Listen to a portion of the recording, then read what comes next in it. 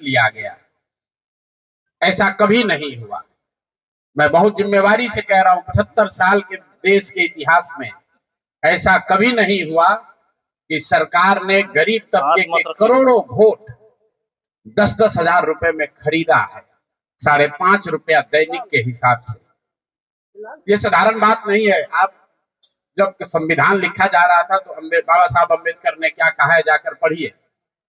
उन्होंने कहा कि मैं देश, आपकी जानकारी के लिए बता दूं, भारत उन चंद देशों में है जहां आजादी के बाद पहले दिन से यूनिवर्सल वोटिंग का राइट है कि गरीब से गरीब आदमी भी, अनपढ़ हो, पढ़ा लिखा हो, किसी वर्ग का हो, किसी जाति किसी धर्म का हो, उसको वोट देने का अधिकार है।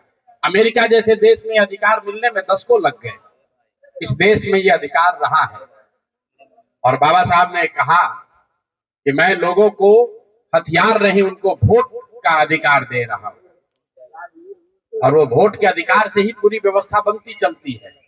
सरकार चुनाव के पहले योजना निकालती है कि जो लोग भी गरीब हैं, जो लोग, आप जो कैबिनेट का डिसीजन है उसको पढ़िए, उसमें लिखा गया है कि जो लोग भी इनकम टैक्स नहीं देते हैं और जो सरकारी नौकरी नहीं करते हैं, वो सारे परिवार के लोग, उनको 2-2 लाख रुपया दिया जाएगा रोजगार करने के लिए। और फिर अगले 1 महीने तक सरकारी व्यवस्था लगाकर महिलाओं को 10-10 हजार रुपए देकर उनका वोट खरीदा जाता है।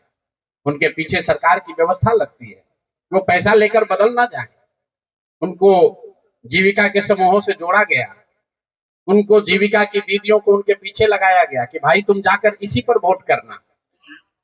वो ये हुआ है तब आपको ये प्रचंड बहुमत दिख रहा है।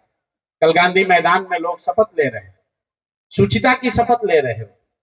हम लोग नीतीश कुमार को ईमानदार व्यक्ति मानते हैं। मैं व्यक्तिगत तौर पर उनको